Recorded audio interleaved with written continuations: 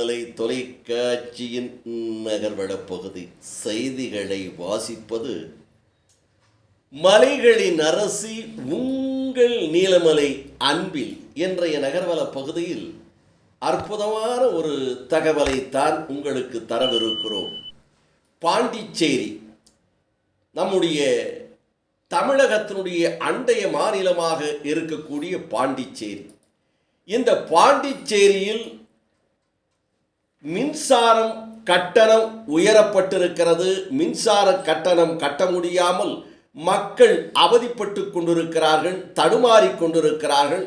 ஒரு வீடினுடைய வாடகையில் பகுதியாக மின் கட்டணம் வருகிறது என்று ஒருவர் இந்த காலத்திலும் இந்த நேரத்திலும் கோமரம் கட்டிக்கொண்டு மின்சாரத்துறை அலுவலகத்திலே சென்று தனக்கு மின் கட்டணத்திற்கான கட்டணத்தை கட்டுகிறார்.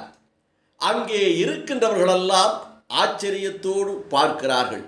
இவர் என்ன விவசாய நிலத்திலே இருந்து உழுது கொண்டிருந்த போதே வந்துவிட்டாரா? கோமரத்தை கட்டிக்கொண்டு குமிந்து கொண்டு நின்று கொண்டிருக்கிறாரே, எதற்காக இவர் இப்படி வந்திருக்கிறார்? பரிதாபமாக இருக்கிறதே என்று பார்க்கின்ற வேளையில் அவர் இதற்கான விளக்கத்தை தருகிறார். இன்றைக்கு கரண்ட் பில்லை கட்டுகின்ற ஒவ்வொருவருடைய நிலைமையும் இதுதான். துணிகள் கூட வாங்க முடியாத நிலைக்கு இந்த கோமரத்தை கட்டிக்கொண்டுதான் வாழ்க்கையை நடத்த வேண்டிய நிலையில் இந்த பாண்டிச்சேரி மின் இலாக்கா துறை இன்றைக்கு செயல்பட்டு கொண்டிருக்கிறது.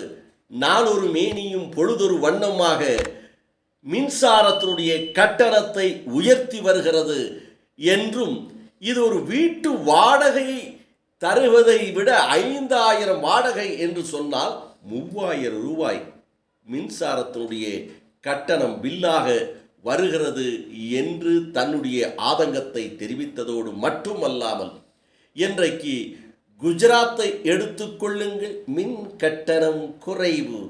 டெல்லியை எடுத்துக்கொள்ளுங்கள், மின் கட்டணம் குறைவு. பஞ்சாப், இப்படி வடநாட்டை எடுத்துக்கொள்ளுங்கள், மின் கட்டணம் குறைவு. ஏன் பாண்டிச்சேரியில் மட்டும் இந்த கட்டணம் உயர்வு என்ற கண்டமான கேள்விகளை துளைத்தெடுத்திருக்கிறார். இதை பார்க்கின்ற போது நமக்கும் கூட ஆவேசம் வருகிறது. மின்சாரத்திற்கு இந்த அளவுக்கு கட்டணத்தை உயர்த்த முடியுமா என்று எண்ண தோன்றுகிறது. இதை அவர் சொல்வதை கவனிப்போமே.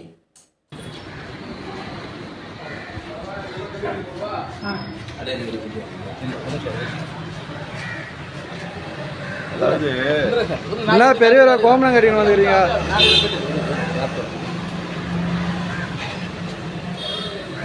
பாண்டிச்சேரியில் நடுத்தர மக்கள் ஒன்றும் கிடையாது. ஏன் கோமரம் கட்டிங்கன்னா இன்னும் கொஞ்ச நேரத்தில் இந்த கோமரம் கூட வரிக்கு போடுவாங்க. நடுத்தர மக்கள் எவ்வளோ அவசரப்படுறாங்க. கும்பர்களோட கரண்ட்டுக்கு வந்து கட்டுறாங்க. மேலும் மேலும் கரண்ட்டு பில்லு ஏறப்போகுது. கரண்ட்டு மின்மயம் ஆகிட்டாங்க, தனியார் மயம் ஆகிட்டாங்க. இனிமேல் பாண்டிச்சேரியில் வாழ்றதுக்கு தகுதி இல்லாமல் ஆகி போச்சு. கரண்ட்டு பில்லு 5000 ரூபா வாடகை இருக்கிறவங்களுக்கு 3000 4000 வருது. எதுக்கு நான் வந்திருக்கேன்னா, குஜராத்தில் கரண்ட் பில் கம்மி, டெல்லியில் 100 யூனிட் கம்மி, பஞ்சாபில் 100 யூனிட் கம்மி. அதெல்லாம் இந்தியாவுக்குள்ள தானே இருக்குது. பாண்டிச்சேரி மட்டும் ஏன் இந்த மாதிரி இருக்குது? எல்லாரும் கட்டிட்டு போகிறோம், கும்பரோட இருக்கிறாங்க. யாராவது கேட்குறாங்களா? கேட்கல. ஏன்னா கேட்டாலும் பயன் இல்லை. செவடங்காதில் சங்கு விடுற மாரியா. இன்னைக்கு வந்து கரண்ட் பில்லு கட்ட வந்து கோமரத்தோட இன்னும் வரி போட போகிறாங்க. ஏன்னா மின்துறை 1000 ரூபா ஆகிட்டாங்க. ஏன் அந்த மாநிலத்திலாம் 100 யூனிட் நடுத்தர மக்களுக்கு கொடுக்குறத ஏன் நம்ம புதுச்சேரி மாநிலத்தில் கொடுக்க மாட்டாங்க? அதே மாதிரியா புதுசாக கரண்ட் வாங்குது, டெபாசிட் கட்டிருப்போம்ல. ஒருத்தர் 5000 10,000 கட்டுறது. அந்த டெபாசிட் காசுல எங்கே போச்சு? அதனுடைய மக்களுடைய டெபாசிட் பணத்தை இன்ட்ரெஸ்ட் போட்டாலே இந்த கரண்ட் பில்லாம் ஏற்ற வேண்டிய அவசியமே கிடையாது. கேட்டால் கரண்ட் மின்துறை ரொம்ப நஷ்டத்தில் போயிடுது. எல்லாருக்கும் குமுறல் இருக்குது.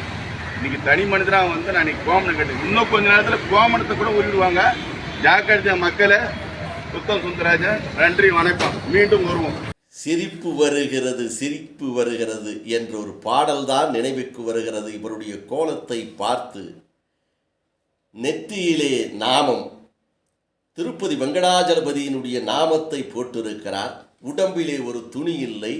கோமரத்தை மட்டும் சிறிதாக கட்டிக்கொண்டு அச்சமில்லாமல் மக்கள் பணிகளில் மக்கள் சேவையில் இதுவும் ஒன்றாக இருக்கட்டும் என்று நமது நீலமலை தொலைக்காட்சிக்கு இவர் இந்த செய்தியை தந்திருக்கிறார் என்று நமது செய்தியாளர் பிரசாத் அவர்கள் இதனை தெரிவித்திருக்கிறார்.